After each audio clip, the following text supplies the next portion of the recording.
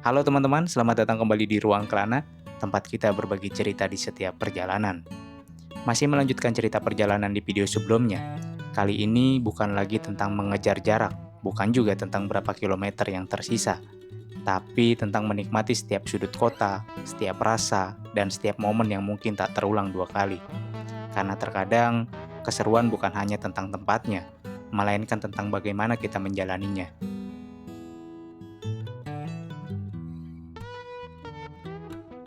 Selepas merebahkan punggung sejenak dan membilas lelah di penginapan, kami kembali melangkah keluar. Kali ini kompas perut yang menuntun arah. Tujuan kami malam ini jatuh pada satu nama yang sudah melegenda, bakso presiden. Apa itu bakso presiden? Nanti akan saya ceritakan. Jaraknya dari tempat kami menginap sekitar 1,6 km. Daripada harus repot-repot mengeluarkan mobil lagi, kami putuskan untuk menyusuri jalan malam ini dengan berjalan kaki saja. Di sepanjang jalan ini deretan tempat makan seolah tak ada habisnya.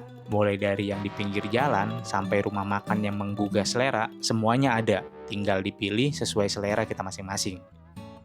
Begitu juga dengan pilihan tempat menginap, mulai dari yang sederhana sampai yang berbintang. Tinggal disesuaikan saja dengan budget dan kebutuhan kita masing-masing. Karena area ini memang lokasinya sangat strategis, letaknya berdekatan dengan pusat kota, dari stasiun kereta pun tidak terlalu jauh, dan akses untuk ke tol pun sangat mudah.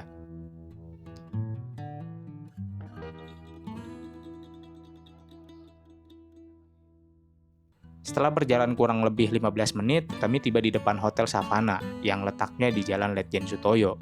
Nah, kedai bakso incaran kami ini letaknya lumayan unik, persis bersembunyi di area belakang bangunan hotel ini. Untuk menuju ke kedai bakso presiden ini sebenarnya ada dua akses jalan. Akses utamanya berada di Jalan Batanghari. Di sana jalannya lebar dan tersedia area parkir untuk kendaraan kalian. Sedangkan gang yang sedang kami lalui ini ibarat jalur rahasia warga lokal. Ini adalah gang kecil yang berada tepat di samping Hotel Savana.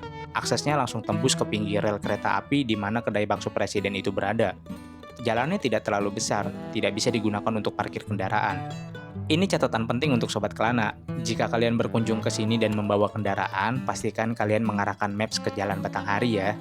Jangan sampai salah masuk ke gang samping Hotel Savana ini. Lalu kenapa kami lewat sini? Karena kami kebetulan berjalan kaki dari penginapan.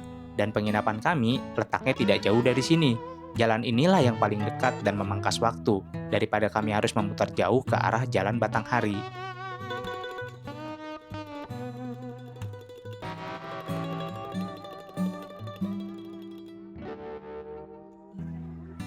Mau di mana? Di luar? Sini dek, kak. Nggak di sana aja, atau di mana?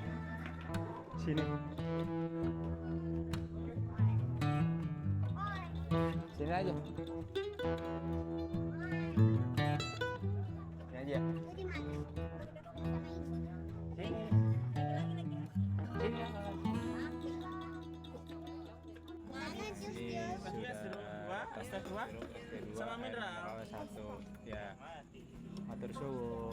Sesampainya di kedai bakso Malang, kami langsung memesan 4 porsi bakso Malang, 2 es jeruk, dan 2 es teh manis serta 1 air mineral. Rasanya masih sama, seperti 8-9 tahun yang lalu, saat kami berdua menyantap menu yang sama pula. Bedanya, kali ini kami menikmatinya bersama anak-anak. Tempat ini sudah ada sejak tahun 1977, bermula dari penjual bakso yang berkeliling dan kemudian membuka warung sederhana di pojok kota Malang. Nama presiden sendiri diambil dari lokasi awal berdagangnya yang dekat dengan sebuah bioskop bernama Presiden, supaya orang-orang mudah mengingatnya. Jadilah namanya bakso presiden. Yang membuat bakso presiden ini begitu terkenal bukan hanya suara rasanya, tapi sensasi makannya yang unik. Letaknya berada di tepi jalur rel kereta api yang masih aktif. Kalau kebetulan ada kereta lewat saat kita sedang menyantap semangkok bakso, sensasinya itu benar-benar berbeda. Suara deru kereta yang melintas, getaran rel, sampai hembusan anginnya, semua itu menyatu jadi satu. Bikin momen menikmati semangkok bakso di sini jadi punya cerita dan jauh lebih berkesan. Di sini tersedia berbagai pilihan bakso khas Malang, dari bakso daging klasik, bakso urat, bakso telur, hingga bakso goreng dan siomay. Semuanya dihidangkan dengan kuah gurih, mie, tahu, dan pelengkap lain yang bikin satu mangkok terasa lengkap. Dan satu lagi, pangsit gorengnya. tetap ada. Bakso presiden tidak hanya jadi favorit warga lokal, tapi juga jadi destinasi wajib bagi wisatawan yang datang ke Malang.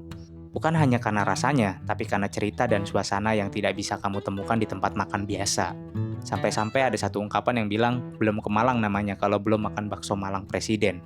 Katanya sih gitu. Makanya menyantap semangkok bakso di sini bukan cuma sekedar wisata kuliner. Lebih dari itu, ini tentang menciptakan sebuah core memory, sebuah pengalaman kecil yang kelak akan anak-anak ingat terus, dan jadi cerita manis saat mereka tumbuh besar nanti. Di tengah jalan pulang mata saya tertuju pada sebuah bentor atau becak motor yang sedang mangkal. Entah kenapa, tiba-tiba terlintas ide sederhana.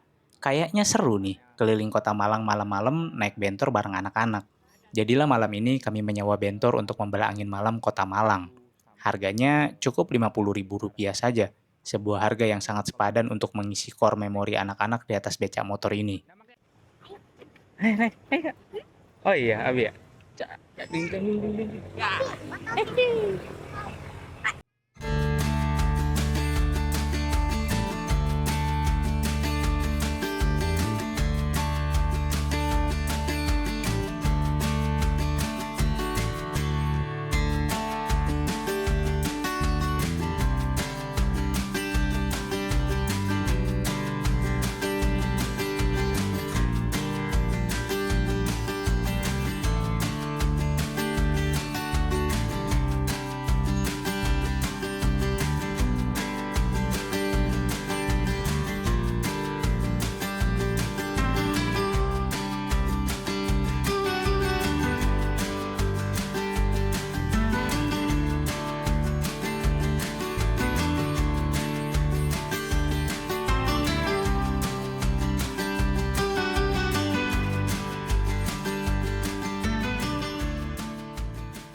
Rute kami malam ini dimulai dari jantung kotanya, alun-alun Tugu Malang. Di sini suasananya syahdu sekali.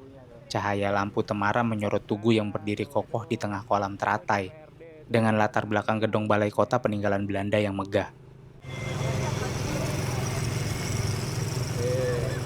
Nah, ini kita mau ke stasiun kalau nggak salah. Dari Tugu, Bapak Bentor membawa kami memutar sedikit ke arah stasiun Malang Kota Baru. Fasad bangunan stasiun yang ikonik berpadu dengan lampu-lampu kota, benar-benar menyajikan landscape visual yang memanjakan mata. Saya jadi teringat 16 tahun silam saat datang ke kota ini. Tidak mengenal siapa-siapa, turun di depan stasiun Malang. Dihampiri seseorang yang namanya pun saya tidak tahu. Lalu tiba-tiba mengajak saya untuk beristirahat di rumahnya. Dikenalkan dengan keluarganya dan dijamu dengan baik. Namun sayangnya, beliau telah kembali ke pangkuan Yang Maha Esa. Andai saja beliau masih ada, saya yakin beliau akan menyambutnya sehangat 16 tahun silam. Dari atas bentor yang melaju pelan ini, kami dibawa membelah denyut nadi keramaian malam kota Malang. Tepatnya memasuki kawasan Jalan Basuki Rahmat, atau yang sekarang lebih tersohor dengan nama Kayu Tangan Heritage.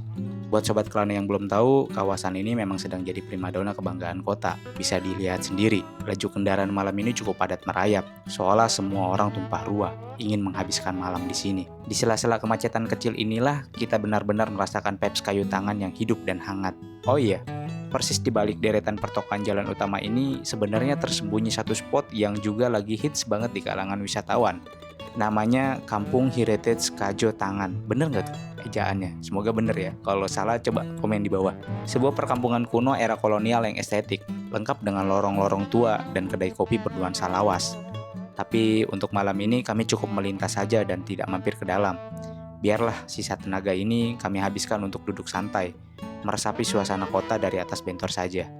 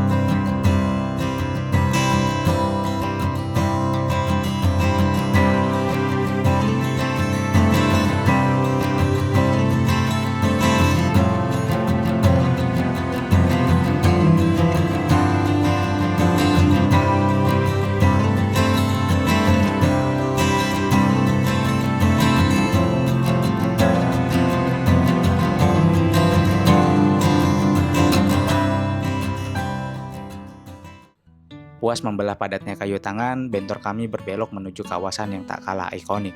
Selamat datang di Ijen Boulevard, atau Jalan Ijen. Kalau kayu tangan tadi terasa riuh dan sibuk, suasana di sini berbanding terbalik. Jalannya jauh lebih lenggang, tenang, dan terasa sangat megah. Ciri khas kawasan ini adalah jalan kembar yang dipisahkan oleh taman memanjang di tengahnya. Meski diselimuti gelapnya malam, siluet deretan pohon palem besar yang berjejer rapi, serta rumah-rumah besar bergaya kolonial di sisi kanan kirinya masih terlihat gagah. Sisa-sisa kemegahan tata kota peninggalan Belanda di kawasan elit ini benar-benar memberikan kesan klasik yang magis dan menenangkan. Angin malam kota Malang perlahan semakin terasa dingin di kulit, tapi justru itulah yang membuat perjalanan di atas bentor ini makin syahdu.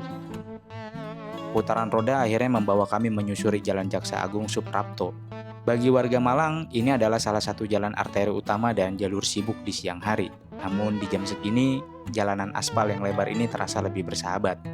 Ditemani pendar lampu-lampu kota di sepanjang jalan, rute ini seolah pengawal yang mengantar kami pulang, kembali menuju tempat kami menginap.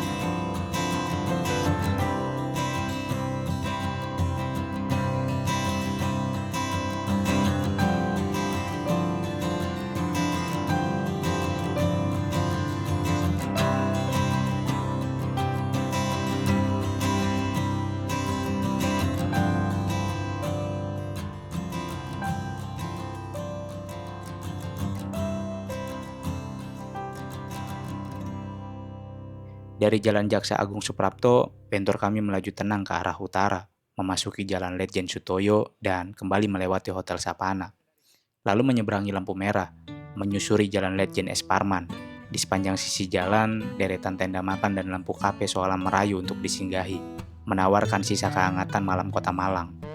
Tapi rasanya raga ini sudah minta diistirahatkan. Tepat jam 9 malam, laju bentor kami akhirnya berhenti di pelataran Hotel Ibis. Terima kasih Bapak Bentor sudah menemani kami membelah kota malam ini. Kini waktunya merebahkan diri dan memulihkan tenaga. Sebab besok pagi kami akan kembali membawa kalian ke tempat yang lebih sejuk, lebih tinggi untuk merangkai sebuah core memori baru. Kemana kompas kami berlabuh esok hari? Sampai jumpa di ruang kelana selanjutnya. Selamat istirahat.